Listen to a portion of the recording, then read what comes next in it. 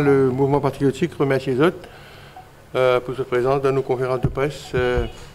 Évidemment, nous décidons pour faire aller aujourd'hui parce que samedi, jour férié. Et demain, c'est la veille de la fête Ganesh Chaturthi. Donc, on peut faire aujourd'hui appel à la presse pour faire certains commentaires sur la situation politique, l'actualité politique. Je suis content pour commencer à cause de ce projet Métro Express là et concernant l'évacuation de mon habitant qui se trouve sur le trajet du Métro Express. Nous constatons, et aujourd'hui même dans un quotidien, il y a encore une couverture de ce problème-là. Nous constatons donc qu'il y a une contestation contre le projet encore pareil, donc encore là. Et nous constatons la nouvelle fonde des habitants qui vise à évacuer la case, de propriété pour permettre le gouvernement de réaliser le projet Métro Express. Moi, au nom du MP, nous avons envie de dire à nous qui nous déplore le manque de dialogue de la part du gouvernement avec sa famille qui vise à évacuer la case, l'autre autorité. Nous connaissons que depuis longtemps le projet métro, l'agenda, l'ancien gouvernement, le présent gouvernement, et il est triste de constater qu'on arrive à cette situation-là aujourd'hui, qu'on est capable de handle la situation, gérer la situation avec dans un dialogue et qui est capable de déboucher un compromis. Alors, donc il y a plusieurs problèmes. Il y a le problème de la compensation.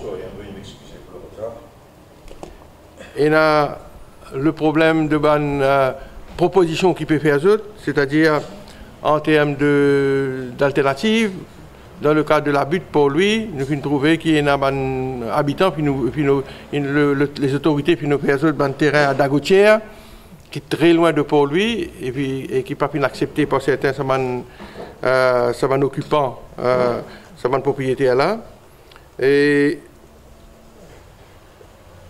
pour nous, c'est à cause de ça donc que nous pensons le gouvernement Tibizin entame depuis longtemps un dialogue pour trouver une solution qui est convenable à ce monde qui ne pas oublier, ils peut déraciner depuis les quartiers, depuis la vie sociale. Et il ne fait pas 30-40 ans dans la localité que tu peux habiter. Et tout ça là, pas faire joli pour une démocratie moderne qu'on appelle nous.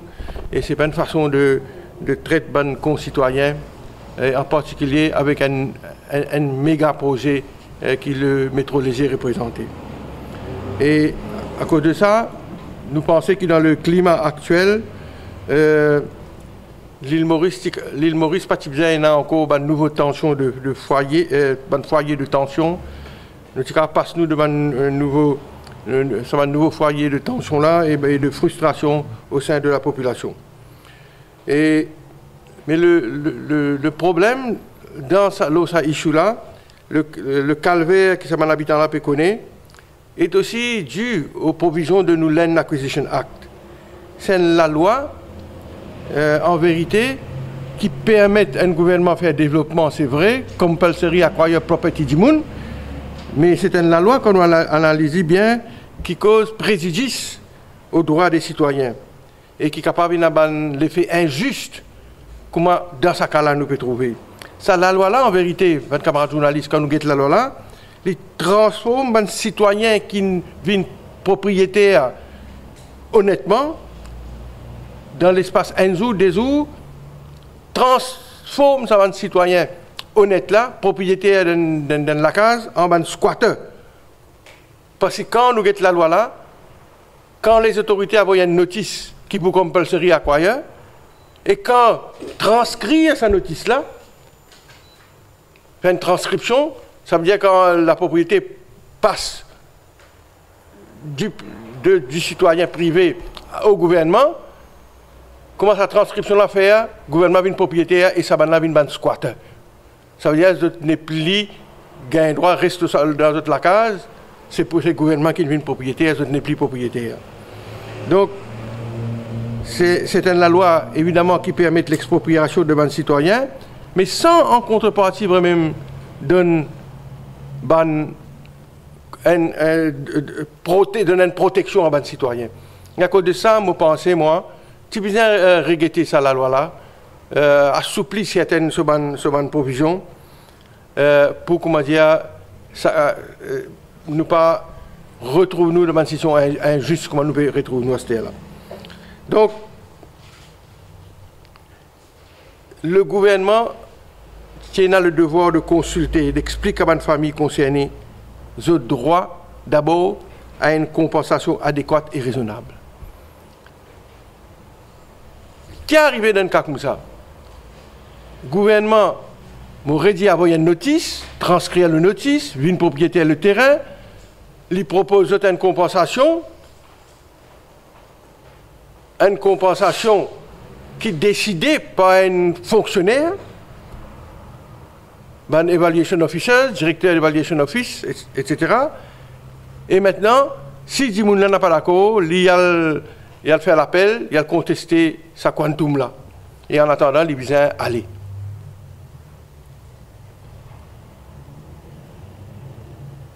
Le gouvernement, dans certains cas, aujourd'hui, nous trouvons une propose bonne solution. Et nous trouvons aussi qui pas capable d'arriver à un consensus dans certains cas. On peut dire l'exemple de la Gautière.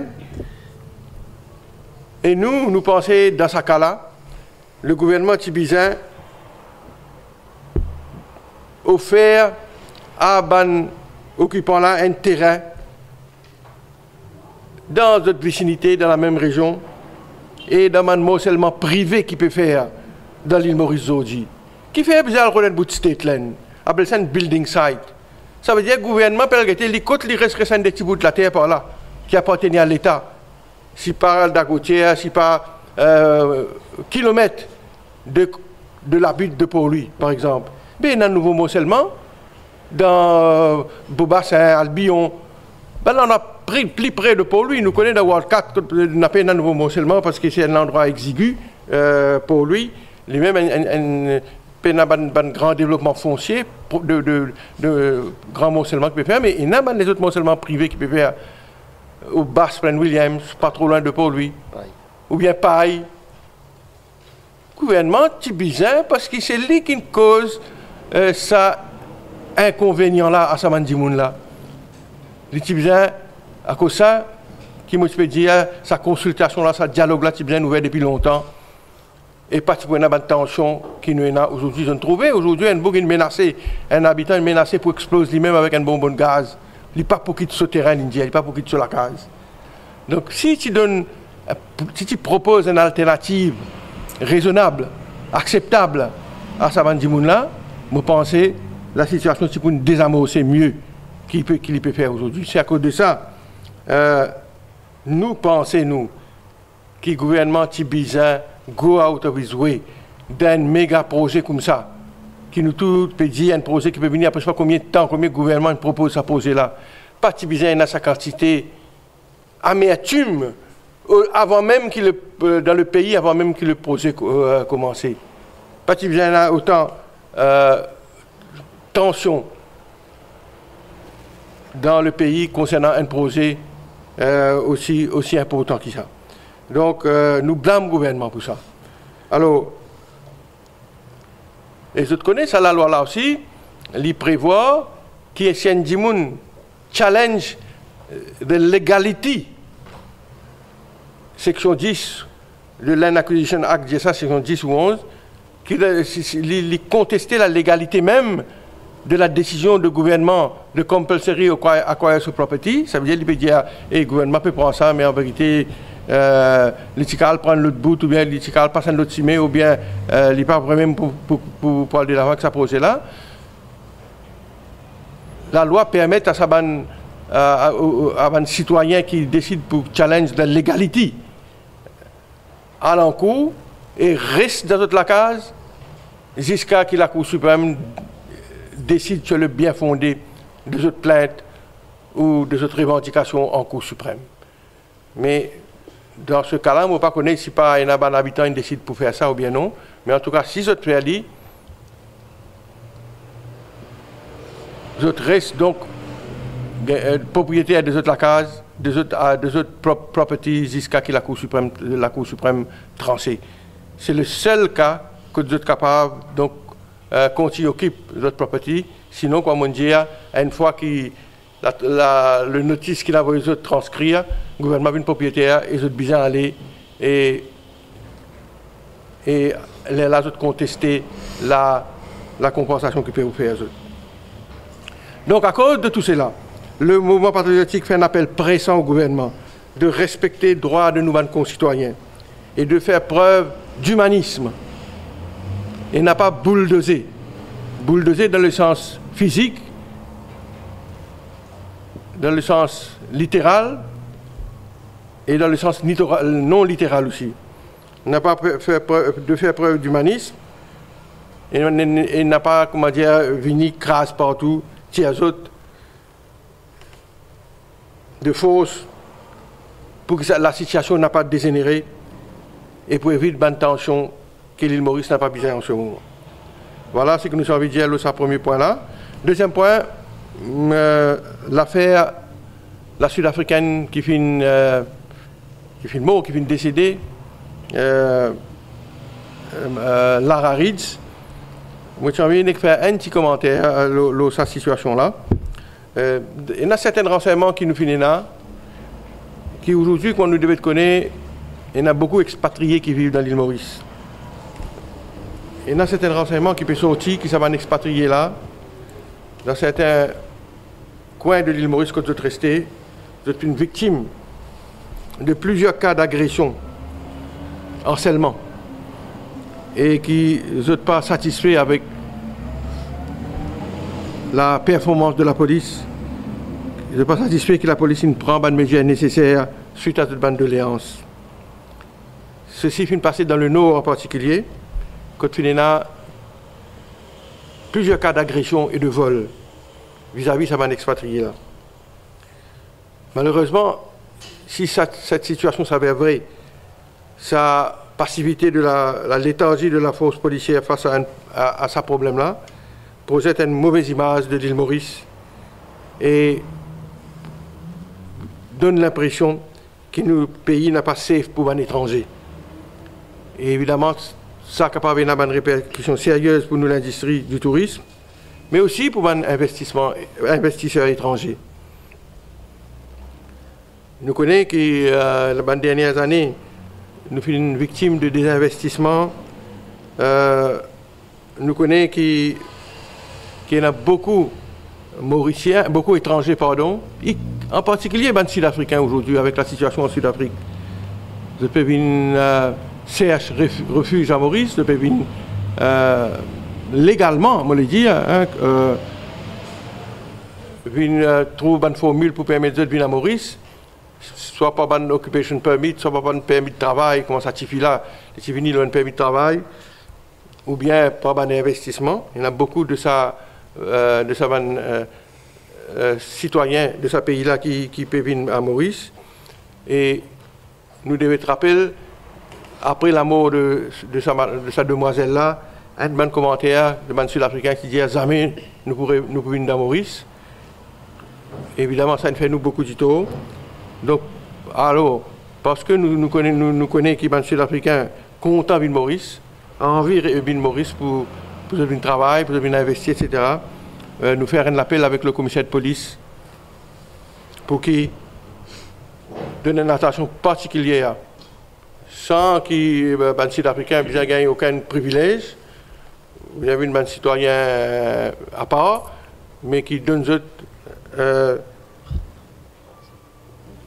toute protection nécessaire en cas il y a une déclaration qui fait concernant un vol ou bien une agression. Ça compte encore de la commission d'enquête sur la drogue. Donc le Premier ministre finalement fait signifier son intention pour le déposer devant la commission d'enquête sur la drogue. Nous-mêmes, le mouvement patriotique, nous avons publiquement fait appel après les déclarations fracassantes de M. Perumal Viren, nous disons que le Premier ministre n'a pas de choix, il peut à le déposer devant la commission et nous tient vite à le déposer devant la commission d'enquête. Nous sommes premiers pour faire ça. Et nous disons Ali, c'est la seule façon pour les capables de réagir, pour les capables de répondre aux allégations de M. Viren. Et qui de toutes les façons, s'il n'est pas faire ça, la commission d'enquête, t'y peut appeler de toutes les façons. La commission d'enquête, qui a totalement droit, appelle le Premier ministre, même s'il parti décide pour aller lire. Et maintenant, il est bon qu'il y allait, il est parti ça à réagir à une révélation, mais aussi, il donne un renseignement qu'il y a le trafic de la drogue à Maurice. Et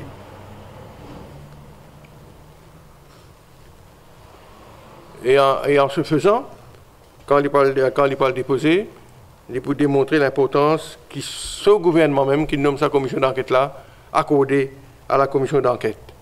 Si comment dire, il refuse pour aller, comme il dit en premier, dans sa première réaction, il n'est pas tout Bachara qui dénonçait qu'il est pour aller. Je te rappelle que sa réaction c'était en premier. Et donc ça, en vérité, affaiblit les travaux de la commission. Et par contre, maintenant, quand le Premier ministre a déposé devant une commission d'enquête, quitte à nier la délégation qu'il fait, mais seulement il a en même temps démontré l'importance que ce gouvernement lui-même a donnée quand il nomme sa commission d'enquête là sur la drogue.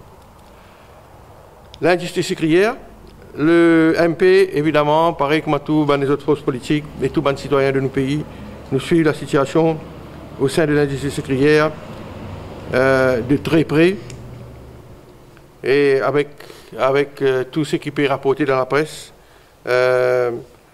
L'approche de la fin de l'accord de Cotonou en 2020, la chute du prix du sucre et sa nouvelle échéance de sa fin de cet accord-là, nous trouvons comment ça fait une plonge l'industrie dans la dépression, on est capable de dire, dans la panique. Et il est clair que nous vivons une situation très très délicate, très difficile dans l'industrie, dans cette industrie-là.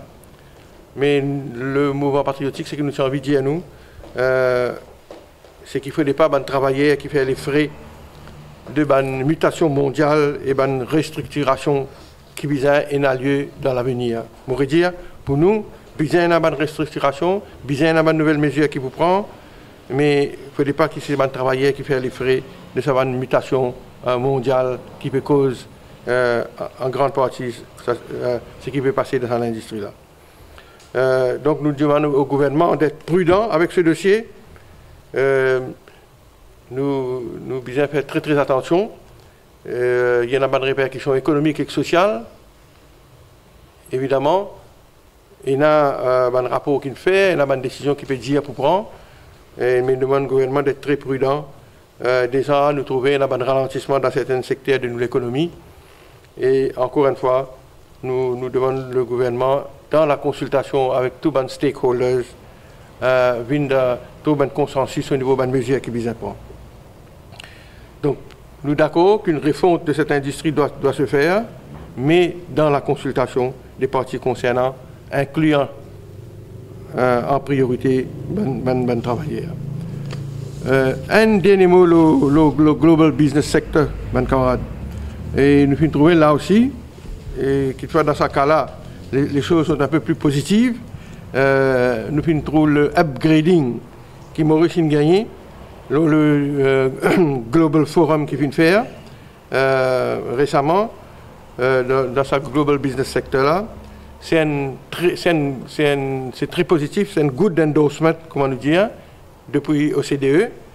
Et le fait qu'il nous fait une rate avec les autres pays seulement, nous fait un rating de compliant avec l'OCDE, moi, c'est un très bon signe, c'est très positif. C'est un very good endorsement. Et à partir de là, donc, l'île Maurice a besoin leverage pour qu'il nous connaisse encore plus progrès dans ce secteur de global business là. Mais seulement, nous connaissons aussi qui nous fait prendre un commitment récemment pour nous dire à de nouveaux guidelines il y a donc un nouveau challenge qui peut présenter devant nous. Sa question de implementation of the BEPS, BEPS, moi je devais te connaître. Mon camarade, il y a une very tough, une very tall order. Il n'est pas facile ça pour implémenter ces guidelines là. Et donc maintenant que nous finissons, nous signons ce multilateral instrument là et que nous finissons l'engagement nous pour dire à une recommandation, à une guidelines, le BEPS, nous avons un grand défi devant nous dans ce secteur là.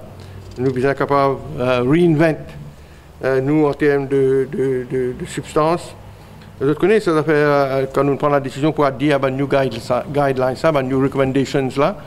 Il veut dire une affaire bien tough pour nous ça. Par exemple, le taxation qui aujourd'hui est 3% et les bourrines 15%. Donc, parce que l'OCDE peut dire pas capable d'avoir deux régimes. Donc,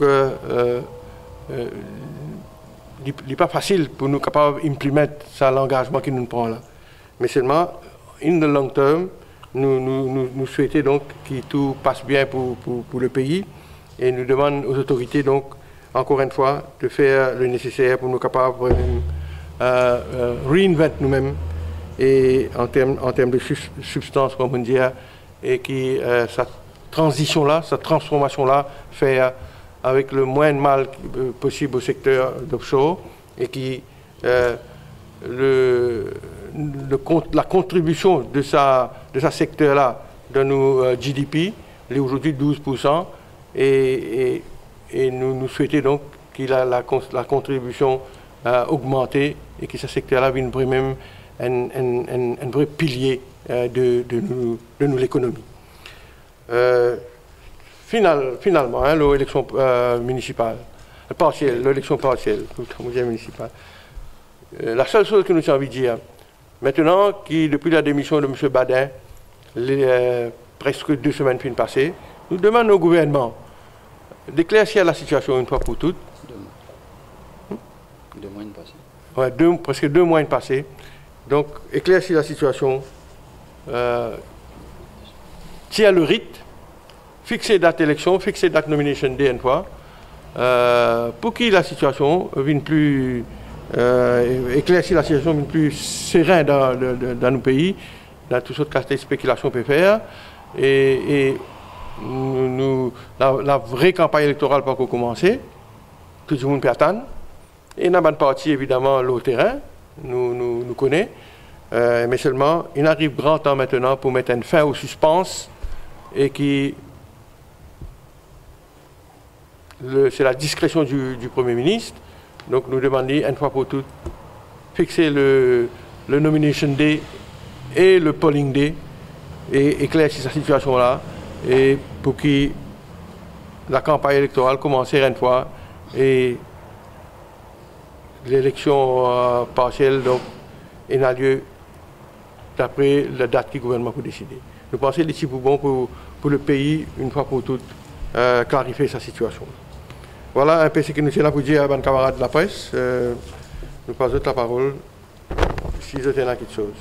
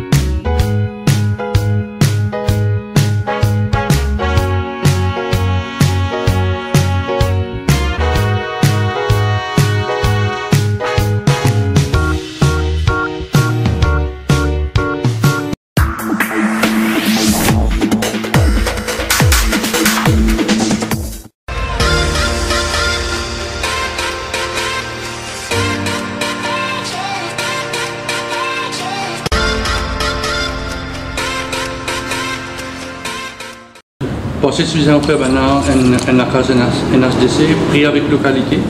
Vous êtes localité? Donc ça dépend de la propriété de la personne en question. Vous connaissez, ça m'a dit, on a fait beaucoup de sacrifices. Vous avez monté le bâtiment pour vous-même.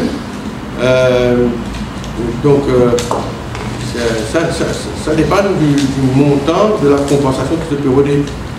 Si on peut redonner une compensation aussi par 3 millions, 4 millions, on va pas accepter la RNHDC. C'est pour ça qu'ils m'ont proposé de donner la terre d'un morcellement privé qui n'est pas trop loin pour lui.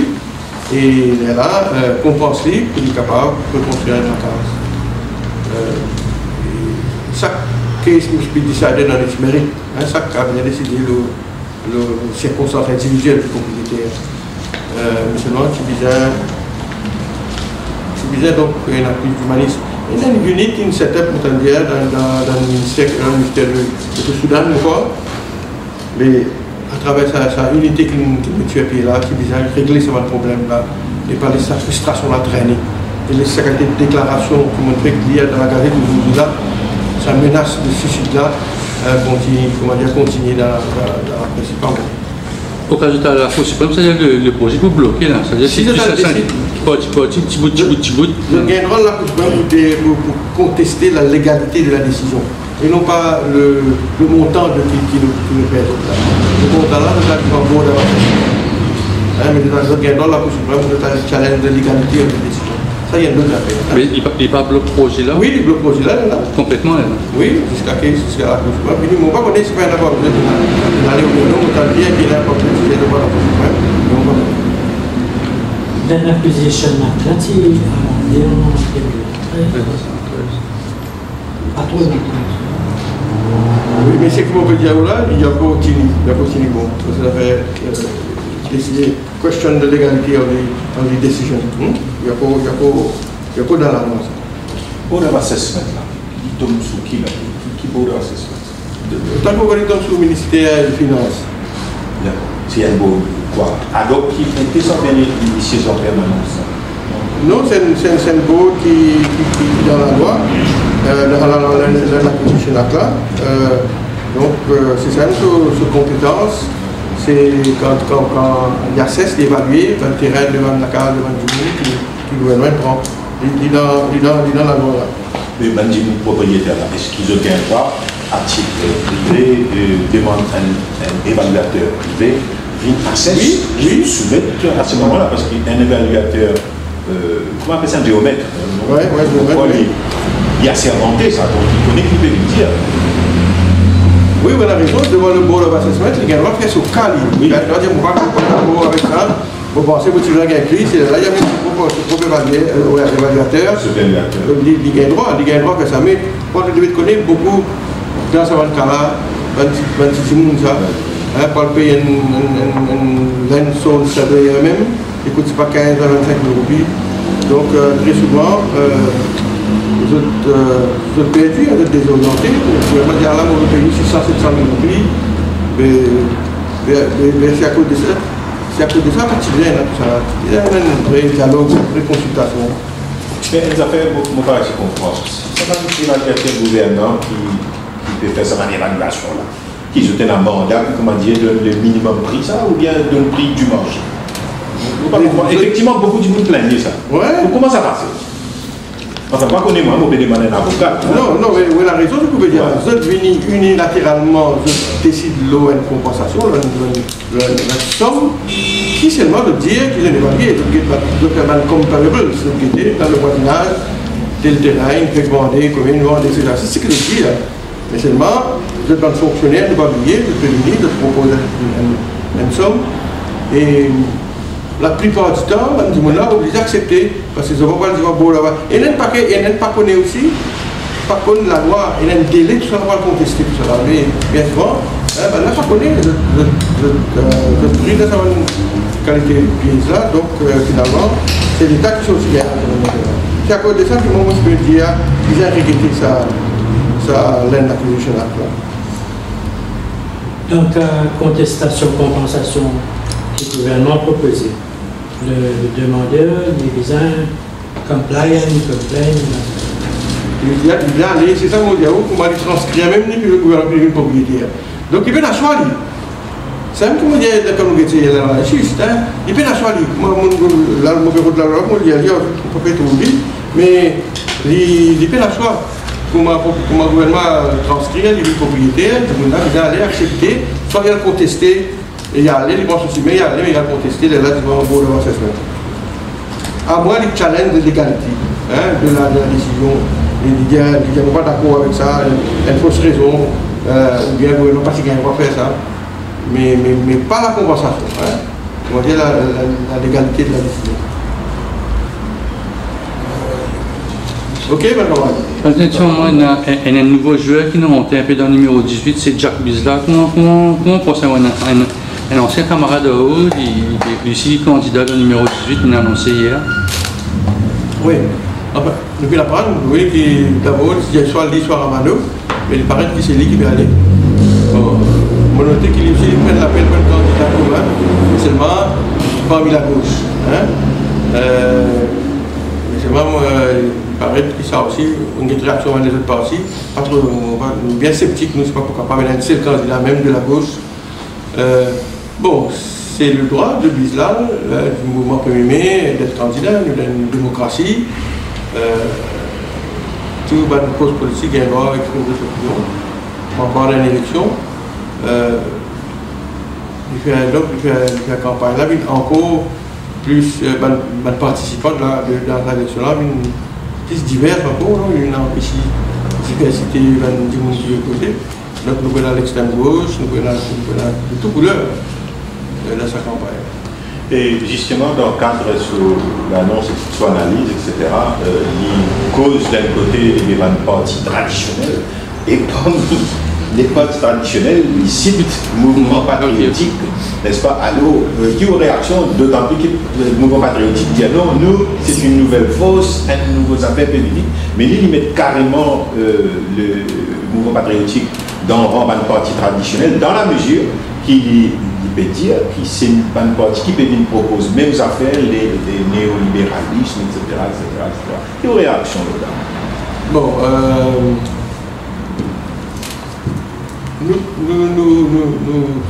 je pense que le mouvement patriotique est un parti politique qui trouve dans le Parlement aujourd'hui.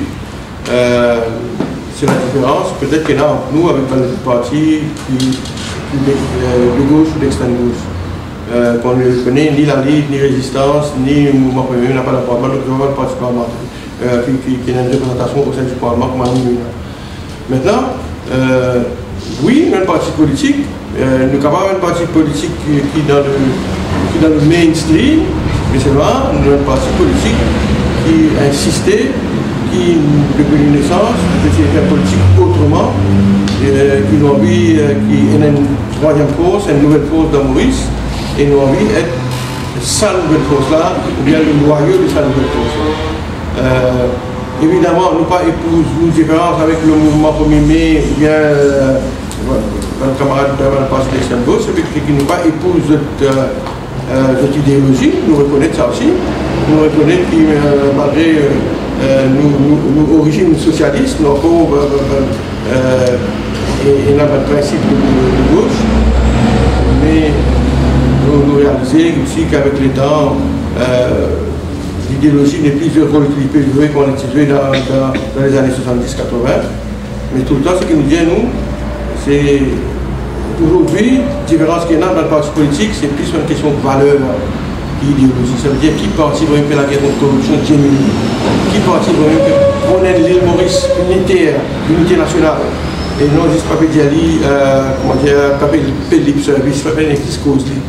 Donc c'est plus en valeur aujourd'hui qu'un parti politique différent. Sinon, nous n'avons aucun complexe qui appelle notre parti traditionnel, notre parti qui est le Parlement, qui est un programme socialiste. Et moi, vous devez respecter un pilier du programme. Mais oui, nous d'accord, nous avons une différence avec le parti d'extrême gauche en termes de notre programme, etc. Vous êtes un mouvement patriotique, vous avez décidé finalement si je voulais être candidat. Nous pouvons continuer à faire la réflexion et nous pensons, nous, avec l'accélération de la situation citoyenne dans les jours à venir, là, très probablement Rick Pousson aussi, parce qu'il va rester beaucoup les gens maintenant. Seulement, nous pouvons dire que Tibet, s'il y a une fois pour toutes, nous prenons la décision à la lumière de développement citoyen. Les 4 noms qui circulent dans la presse, c'est toujours les mêmes ou bien une shortlisted? Non, au contraire, nous gagnons encore de nouvelles possibilités. Combien il y en a encore en plus? Enfin, un camarade, pas d'une façon officielle, il y a un nom qui peut circuler au sein de l'instance, et donc on peut réfléchir. Donc il n'est pas impossible que nous mettions un candidat. Donc un changement dans le... Non, c'est changement de comment se venir. Non, nous avons l'option si soit nous mettons un candidat, soit nous soutenir notre parti. Mais nous disons que nous pourrons nous planter dans cette élection. Il n'y a pas pareil. Donc nous pouvons dire, on peut dire d'une autre façon, il n'est pas possible qu'il mette un candidat, mais l'option pas mettre candidat ou soutenir notre parti politique, il y a pas la même. Justement, le commissaire électoral, quand on a listé l'élection, c'est aussi dire que les jeunes pas intéressés pour venir électeur. Souvent, on entend le radio disait que les jeunes pour faire des changements, mais les jeunes n'ont pas beaucoup capable de voter parce que je ne peux pas enregistrer le salaire. C'est le point primordial. Alors, comment je peux faire pour attirer les jeunes vers la politique? Intéressé d'une électeur, comme ça fait, j'ai besoin d'électeur. Non, c'est que moi, je trouve sa décision du commissaire électoral là, mais on ne va pas de faire l'exercice là. Moi, on a dans toutes les circonscriptions. Qui circonscription est augmentée en termes de vote, qui circonscription est baissée en termes de vote. Dans toutes les circonscriptions urbaines, il est baissé. Dans toutes les circonscriptions rurales, il est augmenté. Qui ça veut dire? Ça, est-ce qu'il dire ça l'espèce un exode de la ville vers un village? C'est l'exode de la ville vers la campagne. C'est intéressant pour faire. Donc, est-ce qu'il y a l'exode vraiment ça, ou bien, comment on peut dire, Jean-Claude, qui dans Banzen, principalement dans la ville, va intéresser par la période d'enregistrer parce qu'il y a une baisse dans la circonscription urbaine. Bon, pour répondre à la question, il est clair aujourd'hui, nous connaissons qu'il y a une réserve de la part de la jeunesse, même une méfiance, un mépris vis-à-vis de la classe politique, nous avons dit ça dans le passé, pour toute bonne raison qu'il nous connaît. À cause de scandale, à cause du comportement de politiciens, quelquefois dans le Parlement, ou bien aller au Parlement, scandale, cas de corruption que nous tendez, tout ça là. Évidemment, Banzen, moi j'ai taken aback, Banzen, pas content, pas toléré avec cette situation. Et là, il y a vraiment une méfiance vis-à-vis de Banzen. Mais seulement, il est le devoir de tout notre parti politique, et c'est nous faisons ça, qui nous sommes capables d'intéresser Banzen à la société politique. C'est à cause de ça, nous, dans notre premier mai, majorité, nous avons raté ces jeunes, de nos politiques aujourd'hui, majorité, normalement, de nos politiques, c'est jeunes. Peut-être trouver une nouvelle plateforme pour capable attirer la jeunesse vis-à-vis de la politique. C'est le défi de tout le parti traditionnel. Il y a une question passage, on peut dire un peu au titre numéro 1, on quitte ça avec numéro 5, 14 c'était plus beaucoup de votants, maintenant en seconde position. Non, mais au contraire, pour nous, il est mieux si 14, comment dire, une circonscription rapetissée en termes d'électeurs. Ça, le travail moins difficile. Mais seulement la différence, c'est pas beaucoup. La différence de 300-400 votes. Moi, pensez, moi, le numéro 5, il gagne beaucoup plus de monde parce que dans Petit Tombeau, dans certaines localités, dans le numéro 5, il y a un nouveau morcellement, un nouveau migration, un nouveau morcellement dans le numéro 5. Mais politiquement, il n'y a pas aucune différence. Mais ce que nous souhaitons, aujourd'hui, il y a un comment on appelle ça, l'avocat du Parti travailliste là, qui nous lance ce livre, Mutaba, il retient ça, qui n'est pas capable d'avoir un décalage dans la circonscription, autant radical que ça. Le numéro 5, le numéro 14, il gagne 65 000 votants, 64, 65 000 votants. Et numéro 2, 3, encore le 22, 23, 24 000. Donc, presque plus que le double. Et il pose la question, et moi je pose ça dans la motion privée que je me dis de dire du Parlement, je pose ça dans le regret de la constitution là. Est-ce qu'il va anticonstitutionnel ça? Parce que la constitution dit toutes ces constitutions sont presque égales en termes de population. Mais si un jour dans la constitution challenge ça, l'état des choses là, est-ce que la constitution va vous donner raison? Est-ce que cette situation là, du Parti constitutionnel, donc qui vient refaire même une redélimitation de la circonscription. Il ne faut pas qu'avoir une circonscription à 63 000 votants, l'autre est à 24 25 000. Donc c'est ça. C'est ça la grande question qu'il vient poser, qu'il vient répondre. Merci, ma camarade.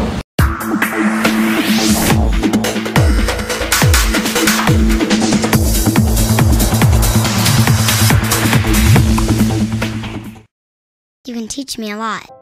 You can teach me how to take a step. You can show me how to tie my shoes. You can teach me how to read and write, how to win and how to lose.